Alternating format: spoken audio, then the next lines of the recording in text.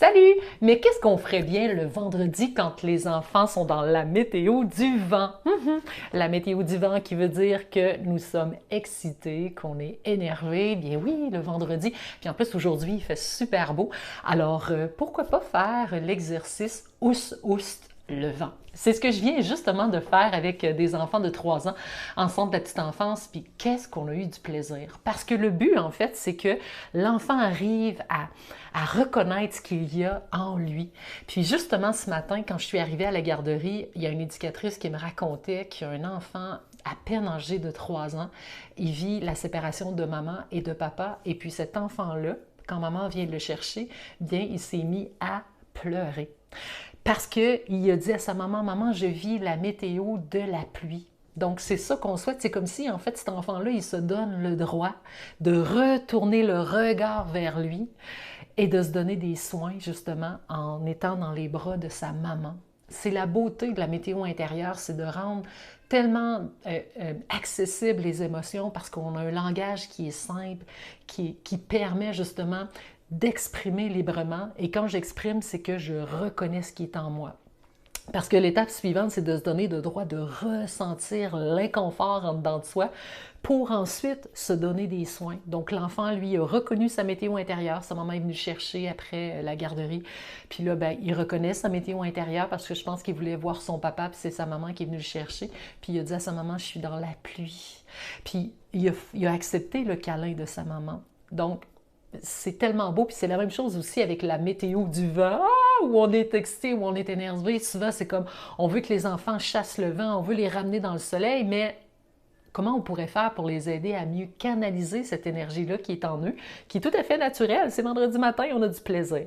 Alors, comment je fais ça, cet exercice-là? Je vais vous montrer une illustration. Ça va être tellement plus simple de vous démontrer comment faire les 4 étapes pour justement faire bouger le vent, faire en sorte qu'on apprend à maîtriser son corps, puis on fait en sorte que cette énergie-là, on l'honore, puis après ça, on peut passer aussi à une autre étape, c'est-à-dire rester assis un peu ou être à l'écoute pour une histoire, ou peu importe, mais c'est comme on veut faire en sorte que les enfants, calme-toi, calme-toi, calme-toi, arrêtez, arrêtez, vous bougez sans cesse.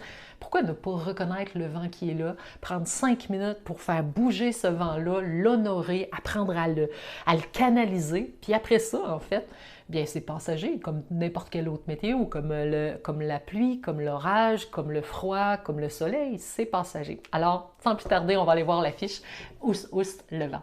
Alors voici mon affiche Ous-Oust le vent. Donc la porte numéro 1, c'est simplement ouvrir la porte et puis faire le bruit d'une porte, hein, parce que les enfants aiment ça mimer. Donc quand j'ouvre ma porte, je fais semblant d'avoir un bruit de grincement.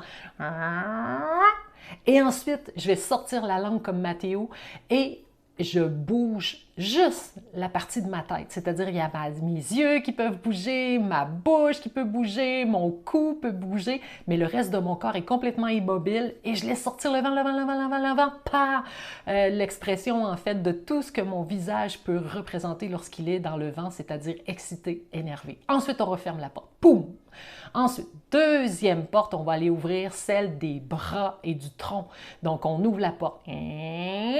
Et qu'est-ce qu'on fait? On laisse bouger les bras swing d'un côté et de l'autre et on bouge aussi le tronc sans bouger le visage, sans bouger les jambes ni les pieds. Donc, juste le tronc. On referme la porte. Boum!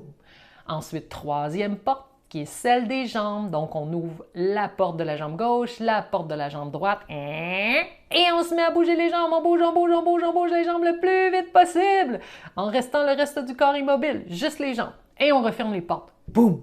Et ensuite, la porte 4, qui est la porte du pied gauche et la porte du pied droit. On ouvre les 2 portes. Et on bouge, on bouge, on bouge, on bouge, on bouge les pieds, les pieds, les pieds le plus vite possible.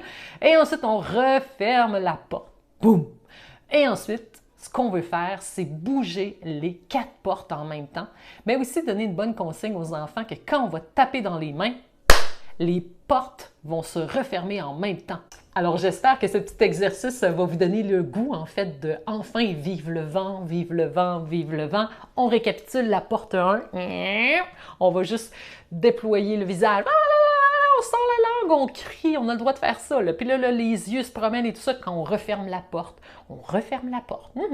La porte numéro 2, on a dit que c'était, ah oui, c'est les bras. On ouvre la porte ici. Puis là, on peut bouger les bras, bouger le tronc. Tout le reste reste immobile. La porte 3, on avait dit que c'était les jambes. Une jambe à la fois. On ouvre comme ça, puis on laisse aller les jambes qui bougent, les jambes qui bougent. Porte numéro 4, on a dit que c'était les pieds. On va aller ouvrir les 2 portes en même temps pour les pieds. Puis là, on bouge les pieds comme ça. Et on arrête. Et ensuite de ça, on s'amuse à faire les 4 portes en même temps. Et puis on a dit que le signal pour fermer les 4 portes, tout le monde en même temps, on va fermer la porte en tapant dans les mains et puis pouf! Là, les enfants, là, c'est difficile pour eux d'arrêter, mais non, on y va. Puis on répète, puis on répète, puis on répète.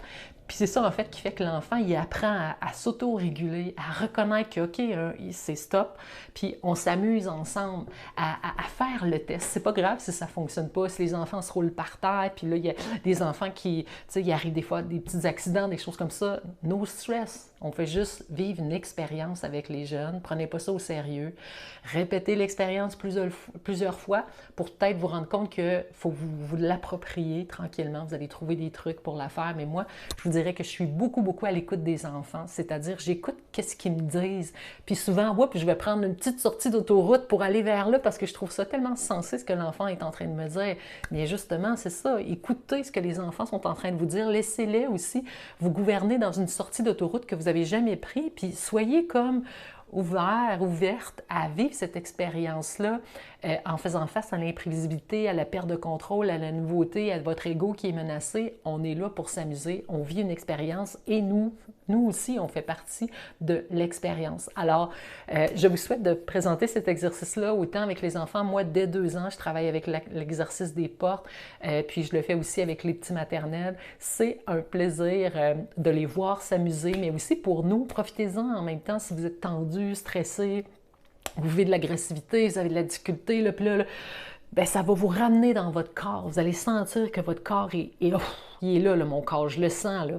Des fois quitté, des fois notre blabla cérébral là, qui nous compte parfois des histoires en pu finir, puis là on est parti dans des météos qui sont inventés. Soyez dans le moment présent. J'oserais vous dire aussi qu'après l'exercice, on assoit les enfants, puis on fait juste se poser la question, c'est à quel endroit que c'est le plus chaud dans ton corps présentement? Bien, souvent les enfants disent en dessous des pieds, sur les pieds, dans la tête, sur mon cœur, dans mon ventre. Ça ramène aussi l'attention dans le corps. Plus on va être attentif à notre corps, plus en fait ça va nous donner la possibilité de nous auto-réguler, puis aussi de se donner des soins. Alors voilà, merci pour votre écoute. Bye tout le monde!